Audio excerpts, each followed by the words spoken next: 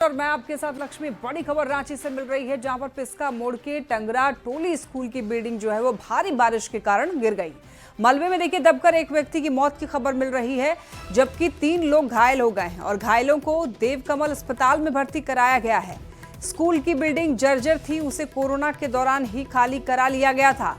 School को मधुकम में shift कर दिया गया था। जर्जर स्कूल भवन में कुछ लोग रात गुजारते थे। बीते 1 महीने से रांची में झमाझम बारिश हो रही थी, जिसके कारण बिल्डिंग और ज्यादा कमजोर हो गई थी। तो आज सुबह बिल्डिंग धड़ाम से गिर गई और उसमें रह रहे लोग दब गए। जेसीबी से एक शव को निकाला गया। स्थानीय लोग मृतक के आश्रितों के लिए मुआवजे की मांग कर रहे हैं।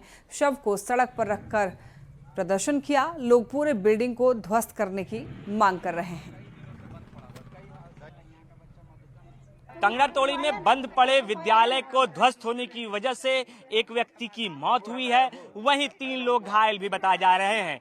यहाँ जो शव है उसे निकालने का प्रयास किया जा रहा है, लेकिन स्थानीय लोगों में आक्रोश भी देखने को मिल रहा है। अहले सुबह की ये घटना है जब एक व्यक्ति इसमें दब गए और उनकी मौत हो गई। स्थानीय लोग कह रहे हैं कि किसी जनप्रतिनिधि को अब तक यहाँ पहुंच जाना चाहिए था, पर वो कोई नहीं पहुंचे हैं। सुबह बिल्डिंग धंसने की वजह से जो मौत है वो हुई है। नगर निगम की टीम आई हुई है, प्रशासन यहाँ पर पहुंची हुई है। लोगों में आक्रोश है कि शायद यहाँ पर अब तक किसी को पहुंच जाना चाहिए था, पर कोई नहीं पहुंचा। उस शव को निकालने का जो प्रयास है वो यहाँ किया जा रहा है। स्थानीय प्रशासन, स्थानीय जो पुलिस है वो यहाँ पर पहुंची है और बॉडी को उठाने की जो कवायद है वो शुरू हो गई है। उनके जो परिजन हैं वो यहाँ पर पहुंचे हैं और उसी की तस्वीरें हम आपको दिखा रहे हैं कि यहाँ शव को उठाकर जो है वो ले जाया जाएगा। मलबे में वो दबे हुए थे। मलबे में दबे होने की वजह से जेसीबी के माध्यम से पिछले 2 से 3 घंटे तक जेसीबी से यहाँ सभी ईंट को हटाया गया और अब बॉडी को जो है वो निकालने का प्रयास भी किया जा रहा है। लोग का क्या है यहाँ पर, क्या आप लोग मांग करते हैं? हम लोग चाह रहे हैं कि आए हमारे नेता, देखिए कैसे गिर गया है। मुआवजा जो भी है मिलना चाहिए, वो इंसान के फैमिली को ही मिलना चाहिए। ये नहीं कर रहे हैं। 3 आदमी और दबा है, घायल तरीका से उसका भी एडमिट के लिए उसका भी हॉस्पिटल में एडमिट है, इलाज करने के लिए चाहिए। बिल्कुल, जो स्थानीय लोग हैं उनका कहना है कि मुआवजे के तौर पर भी उन्हें कुछ राशि मिलनी चाहिए ताकि जो लोग घायल हुए हैं उनका इलाज हो सके और इसके साथ साथ जिन लोगों की मौत हुई है उनके परिजनों को भी कुछ यहाँ पर मुआवजा दिलाया जाए। हालांकि अब देखना होगा कि किस तरीके से प्रशासन इस पर कार्रवाई करती है और इस सब को उनके परिजनों को सौंपती है। कैमरा पर्सन प्रभाकर के साथ गौरव झा, न्यूज़ 18 रांची। और देखिए आपको बता दें कि जो लोग मलबे में दबे हुए थे उन सभी लोगों को बाहर निकाल लिया गया है। आइए बढ़ते हैं खबरों में आगे। जमशेदपुर से एक बड़ी खबर मिल रही है। जमशेदपुर खड़गपुर रेल मार्ग पर हादसा हो गया है। मालगाड़ी से कटकर 3 हाथियों की मौत हो गई है। 15 से 20 हाथियों का झुंड पार कर रहा था ट्रैक और इसी दौरान मालगाड़ी की चपेट में आ गए 3 हाथी। काफी देर तक ट्रैक पर डटे रहे हाथी। बंगाल के सैडिया स्टेशन के पास की ये घटना बताई जा रही है। मालगाड़ी से कटने की वजह से 3 हाथियों की मौत हो गई है। हाथियों का झुंड ट्रैक को पार कर रहा था और इसी दौरान दुर्घटना हुई। मालगाड़ी की चपेट में आ गए 3 हाथी और तीनों हाथियों की मौत हो गई है।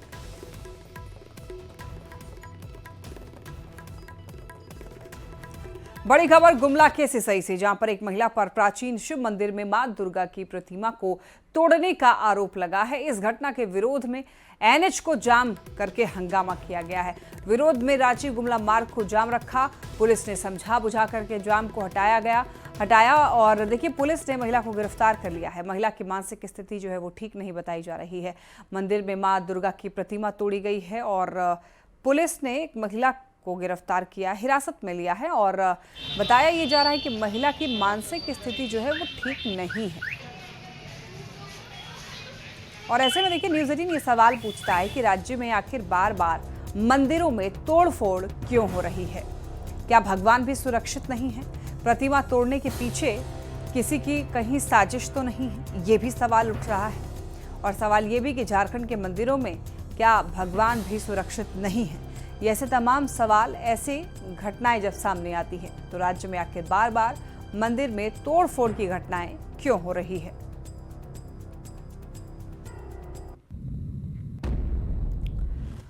और देखिए बढ़ते खबरों में आगे। बोकारो से बड़ी खबर, गोमिया के मजदूर की विदेश में मौत हो गई है। अफ्रीकी देश नाइजर में गोली लगने से मौत हुई है। मजदूरी करने के लिए गया हुआ था गणेश करमाली। और आपको बताते चलें, WAP प्रोजेक्ट में काम कर रहा था। गणेश के बहनोई को भी गोली लगी है। 15 जुलाई को नाइजर में गोलीबारी हुई थी और मृतक का शव लाने की अब देखिए कोशिश जारी है। इस वक्त एक बड़ी खबर बोकारो से आप तक पहुंचा रहे हैं। गोमिया के मजदूर की विदेश में मौत हो गई। अफ्रीकी देश नाइजर में गोली लगने से मौत हो गई और मजदूरी करने के लिए दरअसल गणेश करमाली जो है वो गया हुआ था और यहाँ पर एक प्रोजेक्ट में काम कर रहा था। गणेश के बहनोई को भी गोली लगी है। 15 जुलाई को नाइजर में गोलीबारी हुई थी और गोलीबारी में ही उसे गोली लग गई। मृतक का शव लाने की अब कोशिश जो है वो जारी है।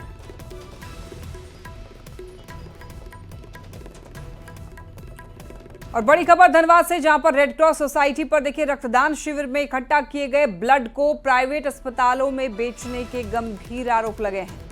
मामला सामने आने के बाद सोसाइटी ने जांच के लिए 5 सदस्यीय टीम का गठन किया है।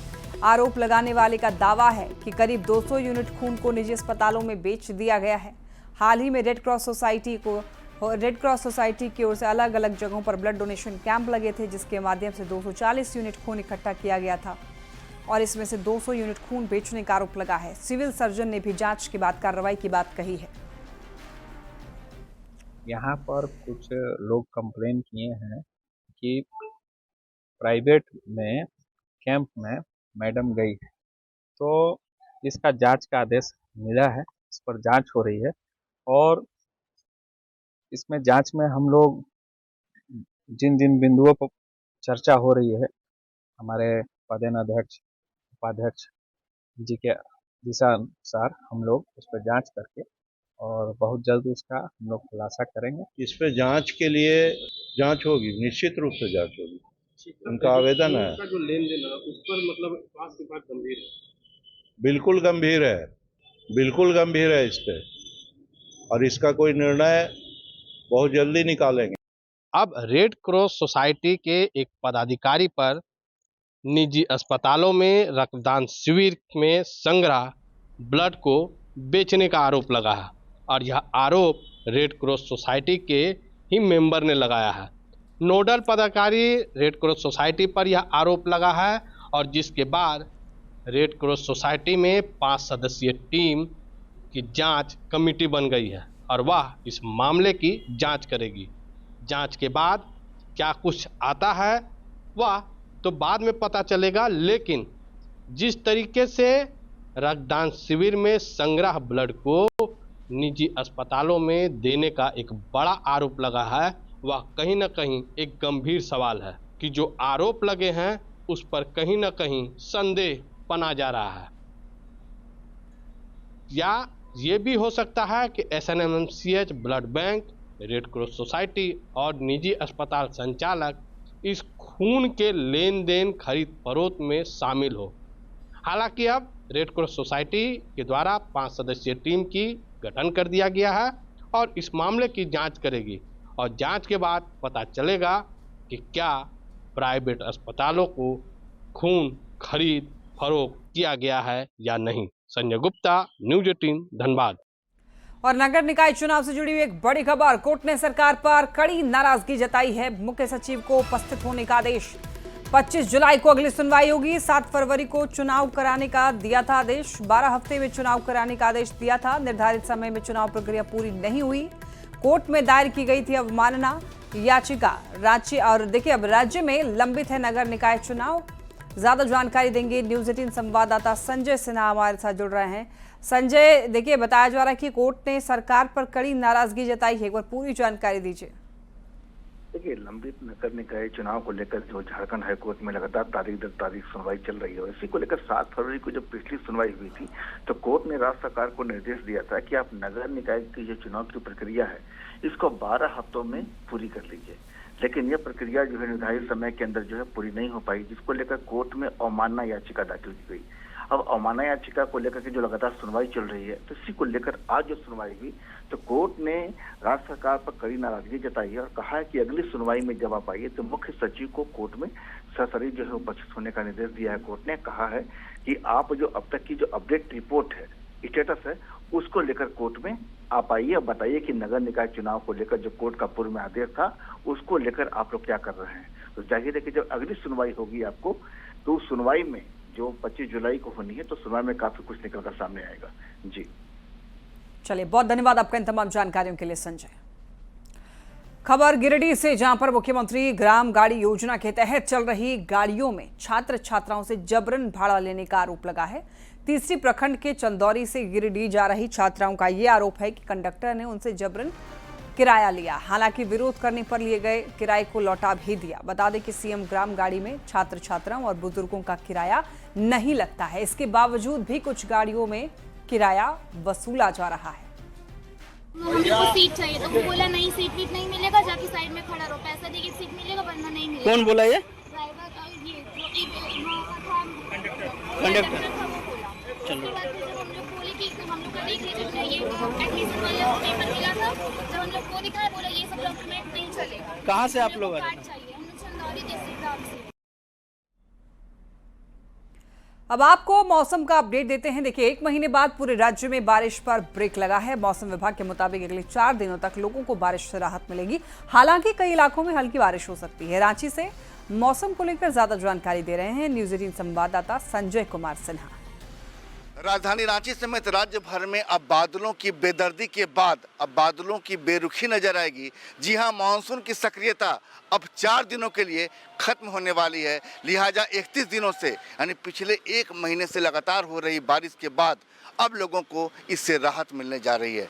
जी हां, मौसम विज्ञान का जो पूर्वानुमान है उसके मुताबिक मानसून की जो सक्रियता है, बंगाल की खाड़ी में जो निम्न दबाव बना था वो अब थोड़ा कमजोर पड़ने लगा है।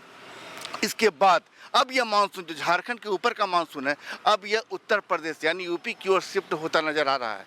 ऐसे में 4 दिनों तक राजधानी रांची समेत राज्य के कई जिलों में बारिश नहीं होने का पूर्वानुमान है। मतलब जो आप बारिश देख रहे थे पिछले 1 महीने से, यानी 17 जून से जो मानसून की सक्रियता झारखंड में बढ़ी थी, अब उसको लेकर थोड़ी राहत आएगी। कुल मिलाकर 4 दिन तक आप राहत ले सकते हैं, लेकिन 5वें दिन से फिर एक बार बादलों का जमघट आपको आपके आसमान में नजर आएगा। यानी मानसून की सक्रियता जब भी बंगाल की खाड़ी में निम्न दबाव का क्षेत्र होता है तो मानसून के बादल आपके आसपास मंडराने लगते हैं, और जाहिर है कि जब हवा की गति उन बादलों को ढकेलती है तो उस हवा के हिसाब से वो बादल मूव करते हैं और एक कह सकते हैं कि दबाव का क्षेत्र बनाते हैं, और जिससे बारिश होती है। कुल मिलाकर समझ जाइए कि आपको इस लगातार बारिश से अब 4 दिनों के लिए राहत मिलने जा रही है। ऐसे में लेकिन अनुमान यह भी है कि कुछ जिलों में बारिश हो सकती है। लिहाजा घर से जब भी निकलिए तो एक बार आसमान देखकर। संजय कुमार सिन्हा, न्यूज़ 18 रांची। देवघर के विश्व प्रसिद्ध श्रावणी मेला में 11 जुलाई से 16 जुलाई तक का आंकड़ा जिला प्रशासन ने जारी किया है। डीसी ने यह बताया कि 16 जुलाई तक कुल 8,70,053 कांवरियों ने जल अर्पण किया। देवघर में कांवरियों की हर सुविधा का पूरा ख्याल रखा जा रहा है। कुल 8,70,000 श्रद्धालुओं ने बाबा मंदिर में जलार्पण किया है। इसमें 6,08,960 के आसपास आंतरिक अर्घा के माध्यम से, लगभग 2,46,000 बाह्य अर्घा के माध्यम से और शीघ्र दर्शनम के माध्यम से लगभग 15,000 लोगों ने जलार्पण किया है। तो कुल 8,70,000, जिसमें कि आप सभी को ज्ञात है कि सोमवारी को काफ़ी भीड़ रहती है, तो उस दिन 2.25 लाख लोग आए हैं। यहाँ वक्त हो चला एक छोटे से ब्रेक का, जल्द